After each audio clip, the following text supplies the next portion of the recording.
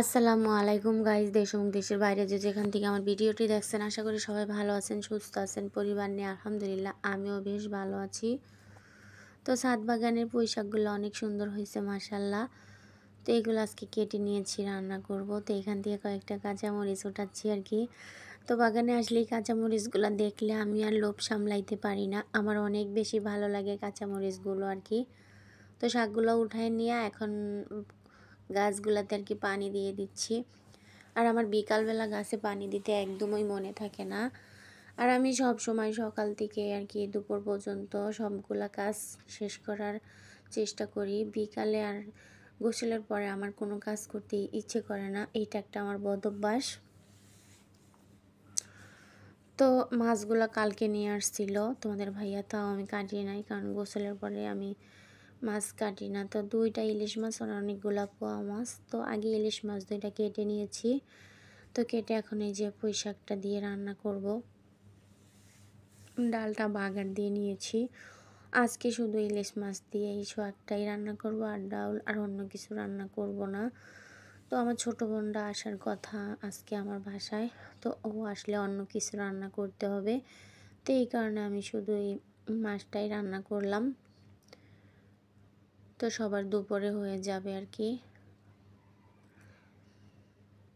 তো শাকের তরকারি কিন্তু সবুজ সবুজ থাকলে আমার অনেক বেশি ভালো লাগে, আর এইটাতে কোনো তো সারটার কিছু নাই। তো এই যে অনেক সুন্দর সবুজ সবুজ হয়েছে তরকারিটা, একটা আলু দিয়েছি সাথে। আর মাছটা কিন্তু আমি ভাজি নাই, জাল করে নিয়েছি। আর তোমাদের ভাইয়া ভাজা মাছ একদমই খেতে পছন্দ করে না, মানে সবগুলো না আর কি, কিছু কিছু মাছ উনি ভাজতে পছন্দ করে না। কারণ বিশেষ করে আমরা ভাইয়ের আপুরা, বিশ্বাস করো কি না জানি না, আমরা না নদীর মাছটাই খেতে আর কি অনেক পছন্দ করি। আর তোমাদের ভাইয়া যখনই মাছ আনে, ও নদীর মাছই আনে, চাষের মাছ একদমই কম আনে আর কি। মাঝে মাঝে আর কি পরে চাষের মাছ। তো সব সময় তো আর চাষের মাছ নদীর মাছ পাওয়া যায় না আর কি। তো এখন তো অ্যাভেলেবেল চাষের মাছ আর কি। তো উনি কিন্তু ব্রয়লার মুরগি, তেলাপিয়া মাছ এই জিনিসগুলো আর কি খায় না, কখনো কিনেই না আর কি।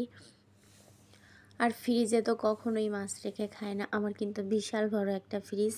তো যাই আসে আমার বাসায় সেই কিন্তু বলে আমার ফ্রিজে একদমই জায়গা নাই, আর তোমাদের ফ্রিজটা একদমই ফাঁকা পড়ে থাকে আর কি। তো তোমার বাসার সামনে থাকলে আর কি সব সময় তোমার ফ্রিজে রাখতে পারতাম, এরকম আর কি বলে আমাকে।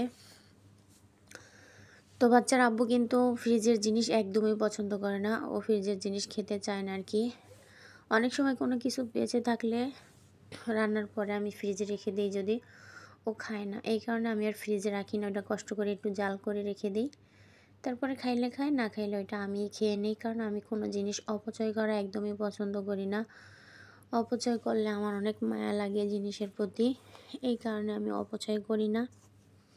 আমার যত কষ্টই হোক আমি একটা জিনিস থাকলে ওইটা খেয়ে নেই আর কি। তো আমার ছোটো বোনরা কিন্তু আমাকে অনেক আর কি করে যে আপু তুমি কেমনে পারো এরকম করিয়া করতে। তো এটা আমার অভ্যাস আর কি। তো ভিডিওটা কিন্তু আজকের মতো এ পর্যন্তই ছিল। সবাই সুস্থ থাকবেন, ভালো থাকবেন। আল্লাহ হাফেজ।